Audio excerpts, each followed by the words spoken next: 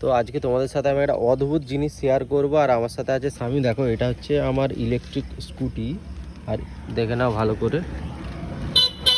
আর electric স্কুটির বোর্ডটা দেখে সবাই বুঝতেই পারছো যে এটা সত্যিকারের একটা ইলেকট্রিক স্কুটি। তো এটার একটা মানে ইলেকট্রিক স্কুটি যে ফাংশন হয়, তো আজকে আমি একটা ফাংশন দেখবো। দেখো, এইটা সাধারণত পিক আপ, এখানে একটা পার্কিং থাকে।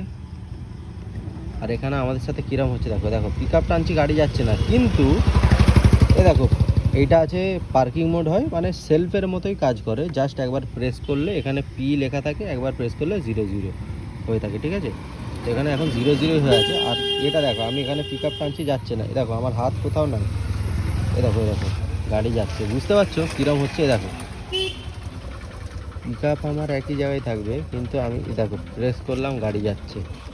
মানে ভাই কি অদ্ভুত জিনিস ভাই। দেখো ছেড়ে দিলেই গাড়ি স্লো হয়ে যাচ্ছে, স্লো হয়ে যাচ্ছে। আবার এই প্রেস করছি, দেখো গাড়ি যাচ্ছে।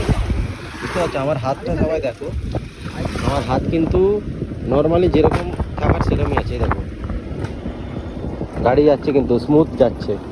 আবার এই ছেড়ে দিচ্ছি, গাড়ি দেখো ব্রেক ধরছি, স্লো হয়ে যাচ্ছে। এই স্লো হয়ে গেল, আবার দেখাচ্ছি, দেখো এই প্রেস করছি, গাড়ি যাচ্ছে।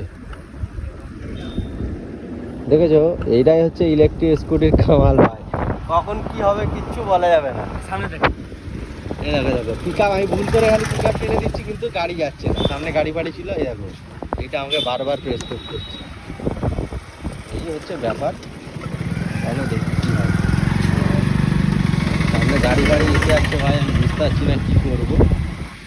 দেখো এইভাবে আপাতত যাচ্ছি, গ্যারেজে নিয়ে যাচ্ছি, দেখি এবার কী হয়। চলো দেখা যাক, সাথে থাকো সবাই।